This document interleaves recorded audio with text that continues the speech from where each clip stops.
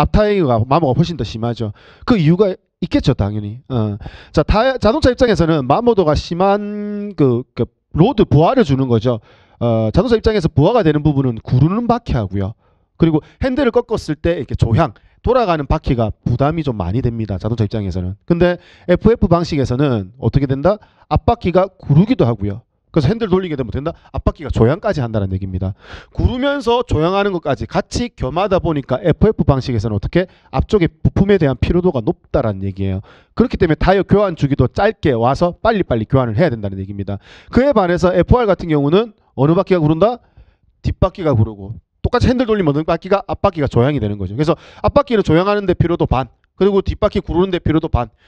피로도가 있는 부분은 앞과 뒤 이렇게 공평하게 나눠서 쓰기 때문에 부품의 피로도가 훨씬 더 덜한 게 뭐다? FR 방식이다라고 보시면 되는 거죠. 그리고 이제 이런 경우가 있습니다. 자, 자동차가 주행을 하다가 뭐 직진만 뭐 하면 좋은데 손해해야 될 상황에서 핸들을 돌렸어. 핸들을 돌렸을 때 만약에 FF 방식 같은 경우는 핸들이 돌아가면 내가 꺾인 방향으로 직접 구르게 됩니다. 그죠? 그리고 FR 방식 같은 경우는 조향하는 앞바퀴가 앞바퀴니까 앞바퀴가 꺾인 상태에서 뒷바퀴가 어떻게 앞을 보고 구르고 있으니까 이 자체가 어떻게 돌아가는 성향이 좀 강하게 돼요. 즉 앞바퀴가 꺾인 상태에서 뒤가 앞으로 미니까 자체가 전체적으로 이렇게 회전하려고 하는 성향이 강하다는 얘기입니다. 그래서 직진 주행할 때는 뭐 크게 문제가 안 되지만 선회하기 위해서 핸들을 꺾게 되면 어떻게 된다? FR 방식 같은 경우는 자체가 좀 많이 돌아가려고 하는 성향이 있습니다. 그래서 그거를 좀 그림을 그려서 표현을 해드리자면은 자동차 이렇게 회전기를 커브기를 이렇게 진행을 해야 된다는 가정하에, 자, 자동차가 이렇게 진입을 해서 이걸 선회를 해야 돼요. 선회를 해야 되는데 만약에 방금 설명드린 것처럼 FR 방식 같은 경우는 앞바퀴가 이렇게 조향이 되고 뒷바퀴가 앞을 보고 있기 때문에 이 자체가 자체가 돌아가는 에너지를 가질 수 있다는 얘기입니다. 그래서 내가 원래 가려고 했던 방향보다 어떻게 더 많이 꺾여서 들어올 확률이 엄청나게 많다는 겁니다.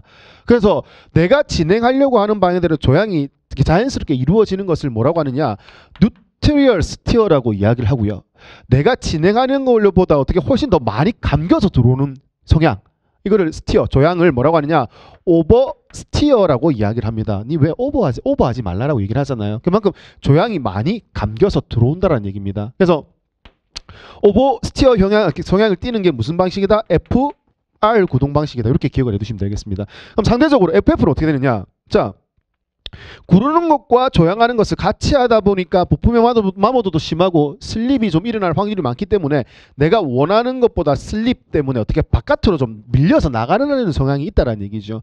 그러니까 바깥으로 조향이 덜 돼서 원심력에서 이렇게 밀려 나가면서 조향이 되는 것을 뭐라고 하느냐? 조향이 덜 된 거죠. 덜 돼서 이거를 언더 스티어라고 표현을 하게 됩니다.